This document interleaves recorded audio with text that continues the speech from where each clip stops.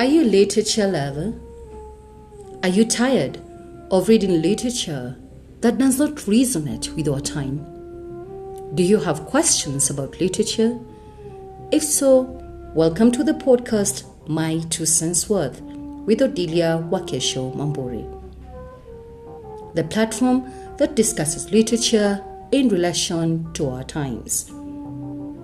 I am uniquely Kenyan and relevantly African, hence my focus, African literature.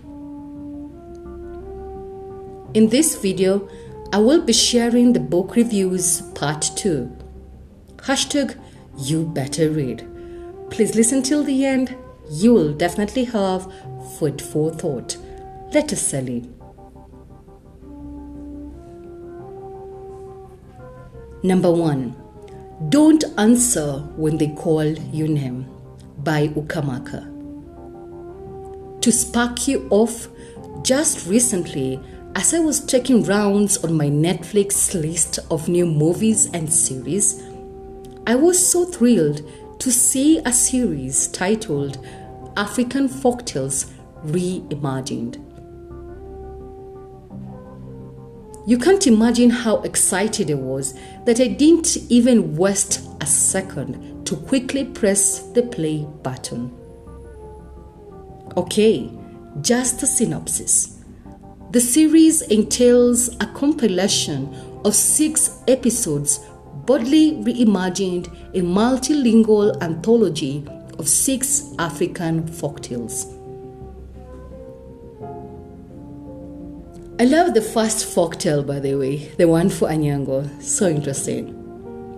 The series cuts across the genres of sci-fi, drama, and mostly fantasy and mysticism.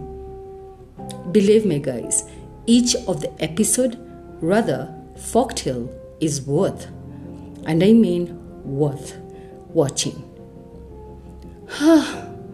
So good to be African. Please watch it.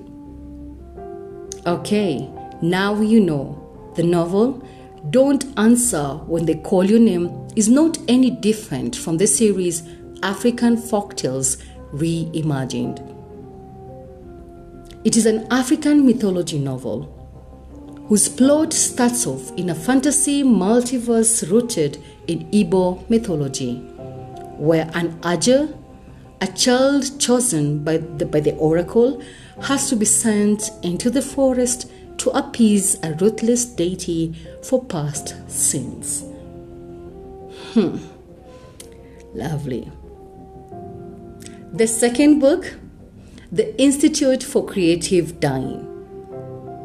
It is a story that captures 5 strangers, a model, a former nun, a couple in crisis, and an offender newly released from prison. So strange. These 5 have come here to this place to discover an end to life as they have known it. Placing their trust in their host, the mortician, and Mustafa, the 5 have to open their minds and bodies to an alternative experience. Surprisingly, not all of them will survive, or at least not in the way they imagined. But all of them will be shown the limits of their living. Sounds like a horror or thriller, right? The next book, Small Worlds by Caleb Azuma. This is more like a tale for the lovers of art, the ones that thrill in their love for dance and music.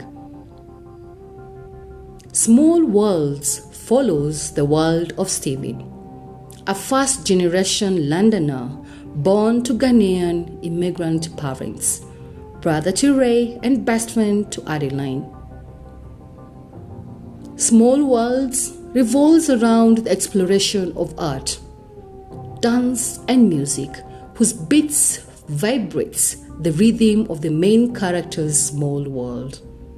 Stephen, the main character, is seen to confine himself in his own world that is better known to himself, the world of dance and music, as a way of expressing all his thoughts and reddening worry of the big life changes that come his way.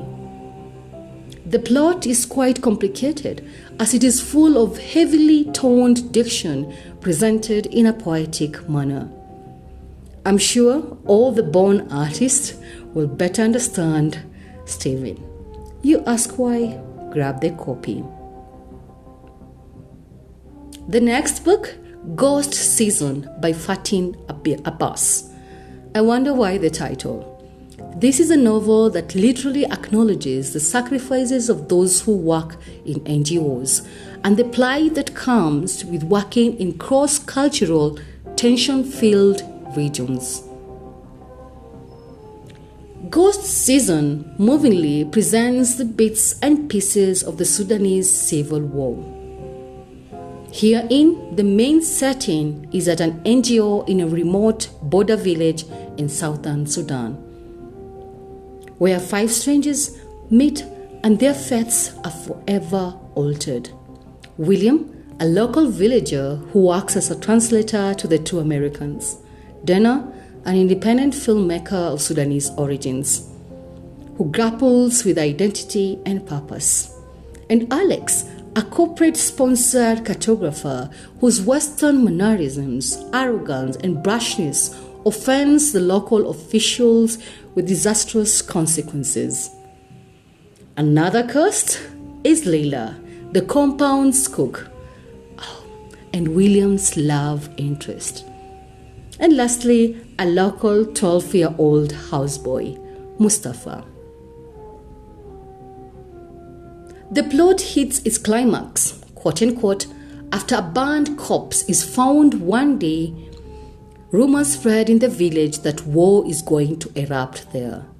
The dangers start to loom. The 5 NGO people who are of various backgrounds and ethnicities are pulled together as they navigate the changing situation, and war eventually breaks out.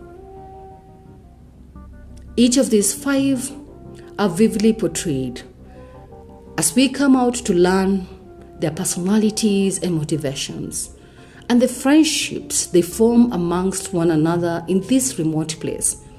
I mean, you can't be a loner, right? Life in Sudan is also mirrored in the story, intertwined with the war and attacks that keep pervading the region. It is such a heartrending tale of the tragedy that happens in Sudan. Next book, No Ages, Swahili Stories. Haya, tunaenda Swahilini sasa. No Ages, Swahili Stories is the first collection of Swahili fiction in English translation. Just imagine that. It introduces 8 East African writers from Tanzania and Kenya as they share narratives of sorcerers, uchawi na uganga jamani, the Nairobi junkyards, the cross-country bus rides, and the themes of freedom in totality. Let me say, if you are a Tarab, Tango, or the original Bongo flavor fan, you will in one way or another resonate with these tales. I feel like just mentioning, I'm a fan of Zuchu's music. Her music is purely literature, well crafted in rhythmic narration of the Swahili culture and lifestyle. I dare you to read the original Swahili version of the book and see how good your Swahili is. Anyway, just have a read. The English version is not bad as well, as the narrative flow is somewhat not lost in translation.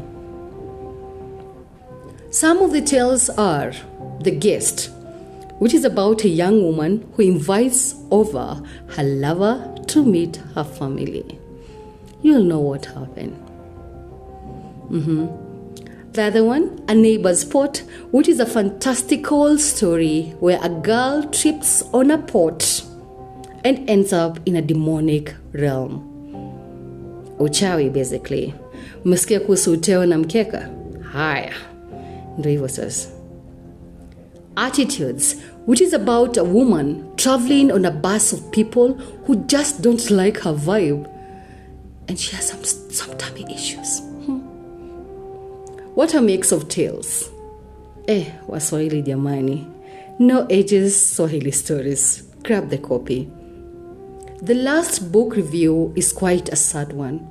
A roller coaster of emotions. A thought-provoking plot. And an unexpected ending. Ruthless by Crystal Appiah. As someone reviewed, and I quote, "This is not a happily ever after experience. It is more of a real life experience." Ruthless is a story of motherhood, mental health, relationships, being independent, and finding one's roots. First and foremost, trigger warning for self-harm and postpartum depression. Briefly put, the best way to keenly give a synopsis is by quoting a range of reviews about this book. Quote unquote, "The plot kicks off with Sam, who has returned home only to find his wife, Efe. Efe has left their family home and finds her in Ghana, where her family lives. From that point, we go back many years in Efe's life and see everything that transpired throughout those years. We get to see Efe as a teen, as a college student, a struggling young woman, and in a relationship with a much older man. But the one thing that was the red thread through it all was Sam, a boy from Ghana who also ended up in the UK like herself. Sam loves Efe fiercely, and the two seem like the ideal couple to their friends and family.